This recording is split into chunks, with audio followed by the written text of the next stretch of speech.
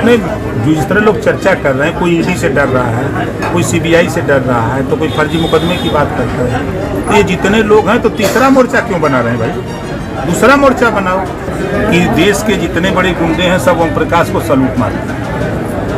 हम सलूट मारते हैं जो देश के तकदीर लिखने वाले लोग हैं। अब बताइए कौन बड़ा गुंडा हुआ?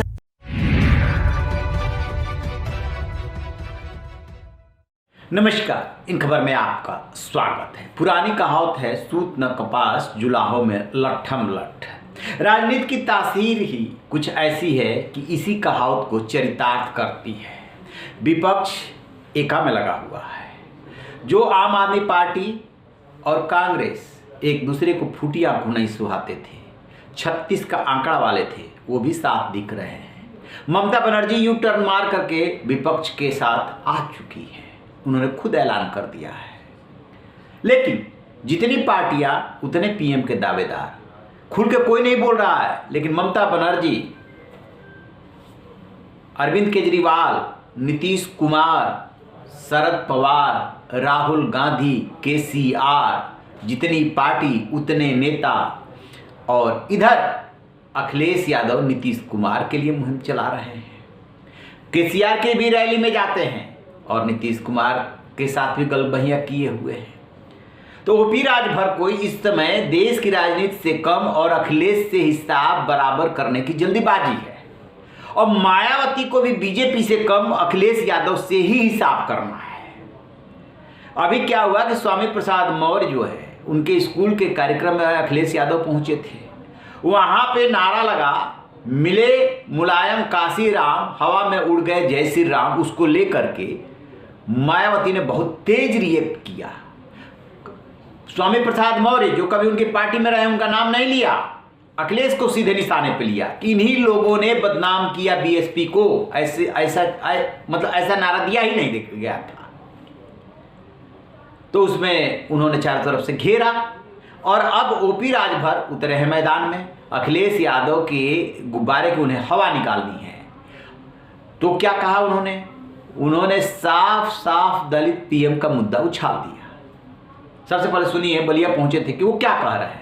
नहीं, जो जिस तरह लोग चर्चा कर रहे हैं, कोई ईडी से डर रहा है, कोई सीबीआई से डर रहा है, तो कोई फर्जी मुकदमे की बात करता है। तो ये जितने लोग हैं तो तीसरा मोर्चा क्यों बना रहे हैं भाई? दूसरा मोर्चा बनाओ।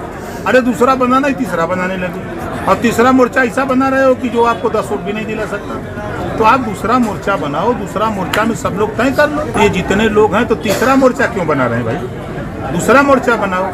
अरे दूसरा बनाना ही तीसरा बनाने लगे, और तीसरा मोर्चा ऐसा बना रहे हो कि जो आपको 10 वोट भी नहीं दिला सकता। तो आप दूसरा मोर्चा बनाओ, दूसरा मोर्चा में सब लोग तय कर लो। नहीं बात अगर समझ में आती है तो दो ही चेहरे हैं। यूपी में सबसे बढ़िया लीडर मायावती जी को हम देखते हैं, और देश की राजनीति में अगर मायावती जी नहीं पसंद है तो खड़गे जी को पकड़ लो, वो भी तो दलित है, उन्हीं को मान लो, किसी को मान के लड़ो, लेकिन सब लोग एक होकर लड़ो। और सब लोग अगर अलग अलग लड़ोगे तो कहीं लड़ाई नहीं है। आपने उसको गंभीरता से नहीं पढ़ा।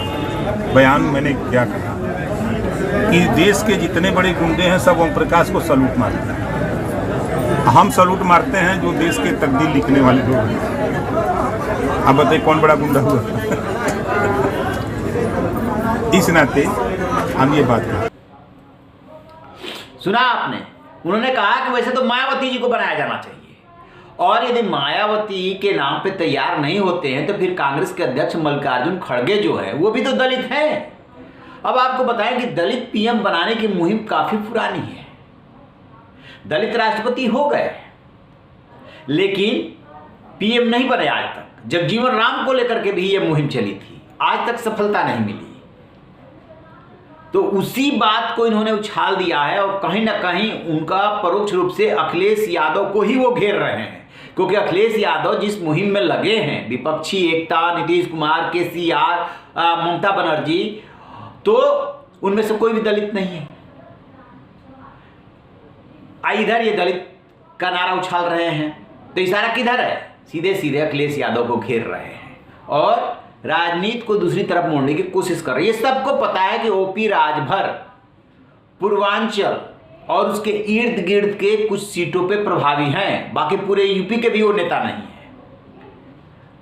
लेकिन यूपी की राजनीति में हैसियत रखते हैं, बोलते हैं, साफ बोलते हैं, बेबाक बोलते हैं। अखिलेश यादव से उन्होंने विधानसभा चुनाव में गलबहिया की थी। एक ही मंच से ममता बनर्जी, अखिलेश यादव, ओपी राजभर सब गरजे थे, बनारस गाजीपुर, याद कीजिए। और अब अखिलेश यादव से जब अलगाव हुआ, गठबंधन टूटा, उसके बाद अखिलेश यादव को घेरने का कोई मौका भी नहीं छोड़ते। उसी क्रम में उन्होंने दलित प्रधानमंत्री का नारा उछाला है। देखते हैं कि जो उन्होंने नारा उछाला है ये कितना जा करके सही बैठता है और तीर कितना निशाने पर लगता है। लेकिन मतलब समस्या तो पैदा कर ही रहे हैं। अब सोचिए, उत्तर प्रदेश में ओपी राजभर यदि अखिलेश यादव से अलग हो करके और बीजेपी की मदद करते हैं तो निश्चित रूप से आम चुनाव 2024 में पूर्वांचल का जो इलाका है उसमें असर पड़ेगा। बीजेपी को ओपी राजभर की आज के डेट में दरकार है, क्योंकि बीजेपी बहुत अच्छी तरह से ये बात जान चुकी है कि यदि चुनाव जीतना है, यूपी हो या बिहार हो, तो छोटे दलों का साथ चाहिए। और ओपी राजभर के पास भी अब कोई विकल्प नहीं बचा है। इसी को कहते हैं राजनीति। आगे आगे देखते रहिए होता है क्या। रहिए बेखबर, देखते रहिए इन खबर। Thank you.